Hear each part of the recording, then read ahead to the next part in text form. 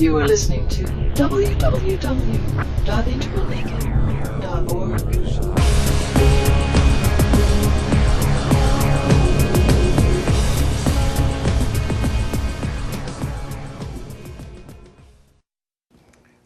One of the truly great discoveries of the modern West, the modern postmodern West, has been stages, what we call zone 2 stages in the upper left quadrant. Now, what that means is basically it's the kind of stages you find when you look at Clare Graves or spiral dynamics or Piaget or Kohlberg or Gilligan or Jenny Wade or any of these, Bill Torbert, Suzanne Cook-Reuter, Jane Lovinger, and so on. These kinds of stages, Jane Lovinger, spiral dynamics, you can find in no contemplative texts anywhere in the world. You won't find them in any of the sutras, tantras. You won't find them in St. John and Teresa and so on. They have stages, but they're phenomenal stages you can see by looking within your mind. But you will not find the kinds of stages that come from the kind of research that these Western geniuses pioneered. And that's why you can sit on your meditation mat for 20 years and you will never see something that says, this is a moral stage 2 thought. This is a moral stage 3 thought. This is an orange thought. This is a blue thought, and so on. So the reason you can't do that is these kinds of stages that were pioneered are the kinds of stages responding to specific questions, problems, conflicts, and it's what people have in common when they go through these. So you can't look in your mind and see what everybody has in common as they move through this. You can only see what you have. So the great traditions present, sometimes they have stages, but they're stages of states. And so gross, subtle, causal states. And when you train, states, generally speaking, states of consciousness, don't come in stages. Natural states don't. Dream states, getting stoned, any sort of emotional states, they don't unfold in stages. That's just the nature of a state is like a thunderstorm. It comes, it's there it is, and there it goes. But trained states tend to unfold in stages. And these are the stages that you find in most of the contemplative texts. And they generally go from gross to subtle to causal, emptiness to non-dual. So that big mind is an example of non-dual state. So you can be introduced to that state right now. Now let's look at the other ones, which we'll just call stages, even though technically they're what we call structure stages. It's kind of stuff that Lovinger and them they look at the structures that they unfolded. So we'll just call the one states, meaning states of consciousness, and the others we'll call stages. So the downside of that is you can study spiral dynamics for 20 years and you'll never have a satori. Because these don't necessarily move you through these, but they do show you that they're there. So if you are doing big mind or you're doing meditation, and let's say that you really are, or you spiral dynamics again, you really are at blue, and I say, let me now talk to the turquoise mind. It's not going to happen. It's not there. 5 years to develop these things. These are complex tasks that would be very like if I said in the same process, if we're doing big mind, any kind of meditation, big mind is by far one of the most effective pointing out instructions. So we're very, very fortunate to have Genpo and Diane, John Kessler, and several others working with us on that. But if you're doing big mind process and I say, let me talk to the concert pianist, not going to happen. Let me talk to the brain surgeon, not going to happen. Let me talk to turquoise, it's not going to happen. So that's point one. That's meditation won't get you these stages. So you can be at red or blue or orange. You can be at blue and do big mind process. And you will get big mind, and you will get non-dual, and you'll be introduced to those states, and you're still at blue. Interesting. So that's point number one about why we want to use these two things together. Now there's a third thing that you won't get from either of those two. You won't get it from spiral dynamics, and you won't get it from meditation or big mind. And that is the shadow. the real shadow. The real shadow is something you're not conscious of. And most people say, shadow, yes, I know I have some aggression I'm not in touch with. No, if you're conscious of it, that's not it. It really is the unconscious. In Awakenings with Robert De Niro, who's coming out of, he's been in this coma basically, and it was the first time that they used dopamine to bring him forth. And he was a little bit cranky at one of the, he's just come out of a coma he's been in for 10 years, whatever it was. And he's really kind of a little bit belligerent. And one of the psychiatrists says, well, we have a lot of unconscious hostility, don't we? And he says, if it's unconscious, how would I know? That's right. So what happens with the 3-2-1 process, and you get more and more of it as the week goes on, is these three things we want. We want meditation, which is states. We want stages, and we want shadow. Those are the three S's. And there's not a single discipline anywhere that has those three. It's the first time we've really put them together in a way that's very, very effective. And so this is one of the reasons that to the extent that you want to increase healthy translation, this is one of the most effective ways to do so. And if you want to get into transformation, this is one of the most effective ways to do so. So the 3-2-1 process is, as you'll see, if you have a monster in the dream. Now, there are several ways to handle it. So there's the monster, and you feel fear. So you wake up and you go, I'm Vajrayana student. I'm advanced. I can handle this. I'm in touch with my fear. I won't hide it. I'm going to feel my fear now. I'm being very experiential, I'm not going to intellect or anything, so I'm going to just I'm so afraid, I'm so afraid. And then, if you're doing transmutation of emotions, then you can transmute this emotion into its corresponding wisdom.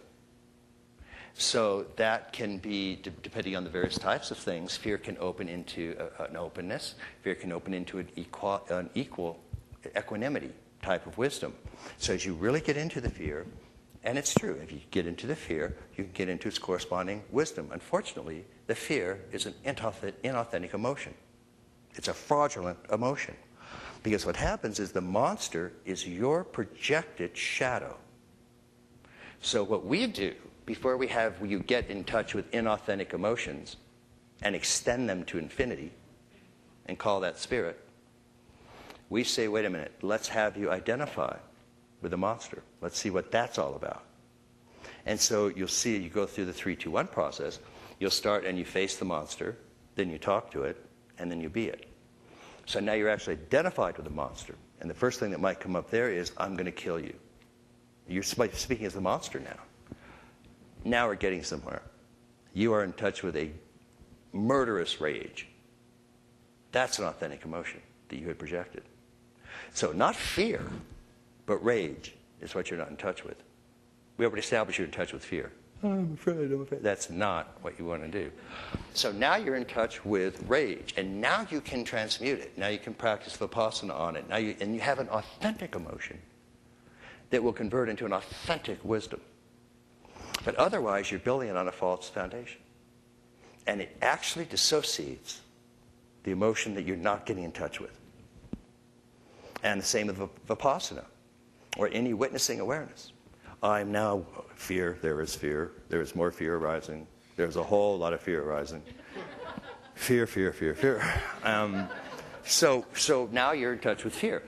But that looks at it as an object and not as the subject. That's the problem. So you're actually dissociating. Every time you go fear, you're going dissociation, and you're cementing a dissociation from a fundamental aspect of yourself. And that's why so many of these otherwise wonderful traditions, the shadow follows you all the way up to enlightenment. And if you're not going to handle that on the relative side of the street, you are going to get slammed with it all the way up and down. And then when you get this enlightened blast that would let you transcend the relative body-mind, which you have done, the relative body-mind is arising in emptiness, and you're no longer identified with that. Nonetheless, in the relative body-mind, there's a dissociation of rage. So now you come back, all enlightened, And which doesn't mean that enlightenment leaves everything exactly the way it finds it. The mirror mind leaves everything exactly the way it finds it. It doesn't change anything. If it changed something, it would mean going from a place where spirit is not to a place where you think spirit is. The enlightened mind is the mirror mind. It leaves everything just as it is, including your dissociation of rage. So now you come back, dissociated and happy about it. And now you are turned loose on the world, and, excuse my French, you're a dickhead. And that's what tends to happen if you don't take care of the shadow.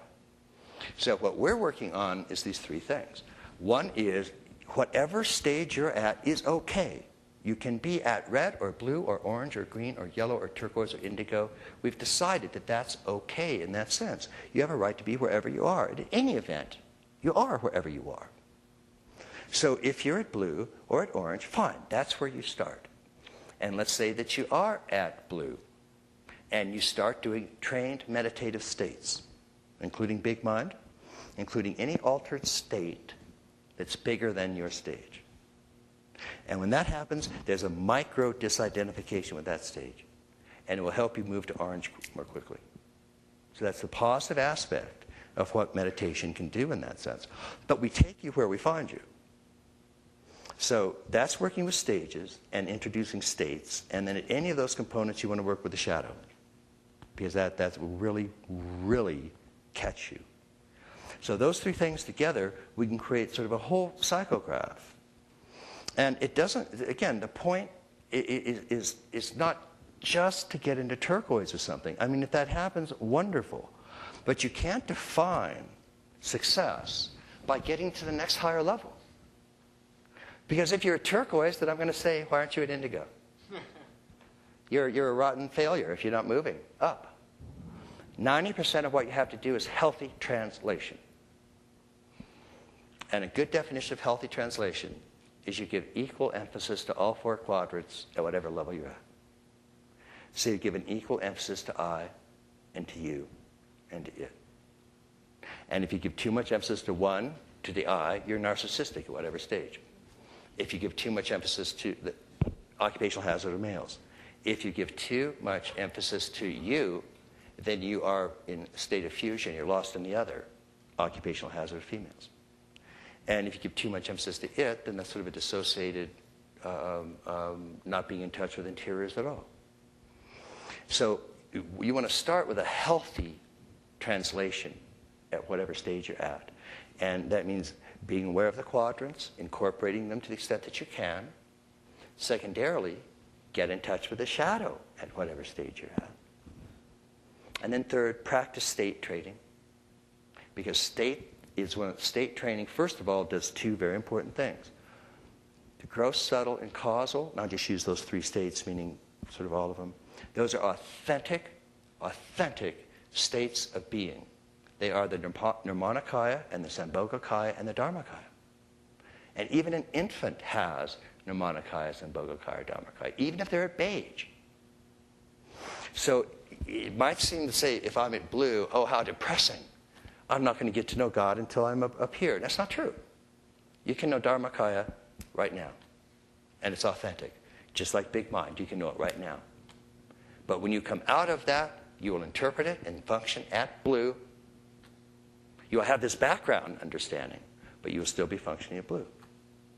What will happen is it will help you move more quickly to the stages. So we want to combine all three of those, among other things. But a combination of all three of those gives you a most balanced way to find both, if you will, vertical health and horizontal health. Both of those are very important.